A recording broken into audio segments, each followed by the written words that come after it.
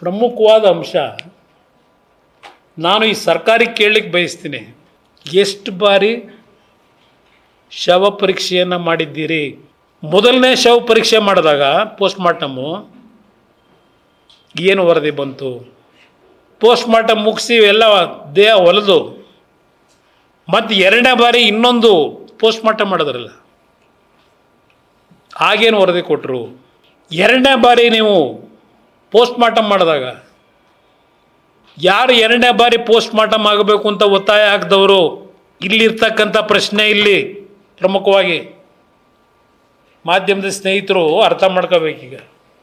ಈ ನಾಡಿನ ಜನ ಅರ್ಥ ಮಾಡ್ಕೋಬೇಕು. ಎರಡನೇ ಬಾರಿ ಪೋಸ್ಟ್ ಮಾರ್ಟಮ್ ಮಾಡಿದ್ರಲ್ಲ, ಯಾರಿಂದ ಪರ್ಮಿಷನ್ ತಗೊಂಡ್ರಿ? ಯಾರನ್ನು ಮೆಚ್ಚಿಸ್ಲಿಕ್ಕೆ ಎರಡನೇ ಬಾರಿ ನೀವು ಪೋಸ್ಟ್ ಮಾರ್ಟಮ್ಗೆ ಆದೇಶ ಮಾಡಿದ್ರಿ? ಯಾರು ಆದೇಶ ಮಾಡಿದವರು? ಎರಡನೇ ಬಾರಿ ಪೋಸ್ಟ್ ಮಾರ್ಟಮ್ನಲ್ಲಿ ಏನು ಬಂತು? ಮೊದಲನೇ ಬಾರಿ ಏನು ಬಂದಿತ್ತು? ದಯವಿಟ್ಟು ಸತ್ಯ ಇಡಿ. ಏಕೆಂದರೆ ಸತ್ಯವನ್ನಲ್ಲದೆ ಬೇರೆವೇನೂ ಹೇಳುವುದಿಲ್ಲ. ದೊಡ್ಡ ದೊಡ್ಡ ಅಡ್ವರ್ಟೈಸ್ಮೆಂಟ್ ಪ್ರತಿನಿತ್ಯ ನೋಡಿದ್ದೀನಿ ಮುಖ್ಯಮಂತ್ರಿಗಳು. ಸತ್ಯವನ್ನಲ್ಲದೆ ಇನ್ನೇನು ಹೇಳಲ್ಲ. BJP ಪಕ್ಷದವರು ಬರೀ ಸುಳ್ಳೇ ಹೇಳ್ತಾರೆ, ನಾನು ಮಾತ್ರ ಸತ್ಯ ಹೇಳ್ತೇನೆ. ಈ ಎರಡು ಪೋಸ್ಟ್ ಮಾರ್ಟಮ್ ರಿಪೋರ್ಟ್ ಏನಿದೆ, ಒಂದು ಬಾರಿ ಪೋಸ್ಟ್ ಮಾರ್ಟಮ್ ಮಾಡಿದ ಮೇಲೆ ಎರಡನೇ ಬಾರಿ ಪೋಸ್ಟ್ ಮಾರ್ಟಮ್ ಮಾಡಲಿಕ್ಕೆ ಕಾರಣ ಏನು? ಯಾರು ಒತ್ತಡ ಹಾಕಿದ್ರು?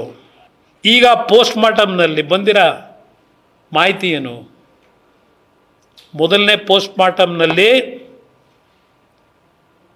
ಏನೂ ಇಲ್ಲ, ಏನೋ ಒಂಚೂರು ಸಣ್ಣ ಪುಟ್ಟ ತುಂಡಿತ್ತು ಅಂತ ಹೇಳ್ತಾರೆ.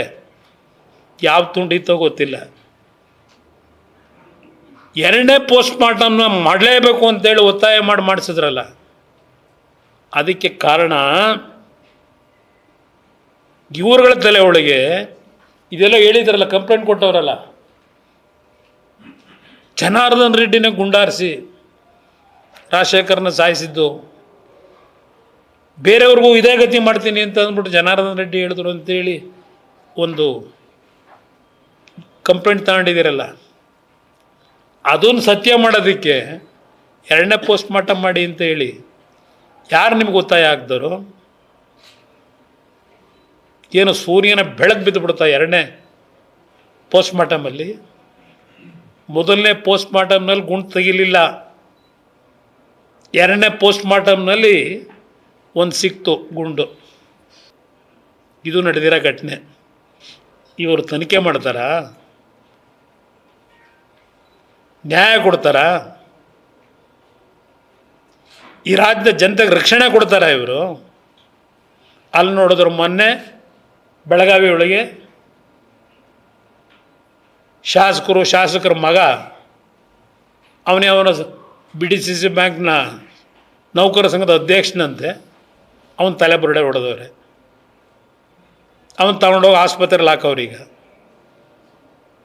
ಇದಕ್ಕೇನ್ರಿ ನಿಮ್ಗೆ ಅಧಿಕಾರ ಕೊಟ್ಟಿರೋದು ಸಿದ್ದರಾಮಯ್ಯನವರೇ? ನಿಮ್ಮ ಶಾಸಕರನ್ನ ಗೆಲ್ಲಿಸಿರೋದಿಲ್ಲಿ ರಾಜ್ಯದ ಜನ. ಭದ್ರಾವತಿಯಲ್ಲಿ ಏನಾಯಿತು ಅಂತ ಗೊತ್ತು, ಅವಳು ಯಾರೋ ಹೆಣ್ಮಗಳಿಗೆ ಎದುರಿಸಿ ಬಾಯಿಗೆ ಹೊಲಿಗೆಯಾಗಿ ನಿಲ್ಲಿಸ್ಬಿಟ್ರಿ ಮಾತಾಡೋದಕ್ಕೆ, ಕಂಪ್ಲೇಂಟ್ ಕೊಡೋದಕ್ಕೆ. ಎಷ್ಟು ಬೇಕು ಉದಾಹರಣೆಗಳು ನಿಮ್ಮ ಸರ್ಕಾರದಲ್ಲಿ? ಇದು ಸರ್ಕಾರನ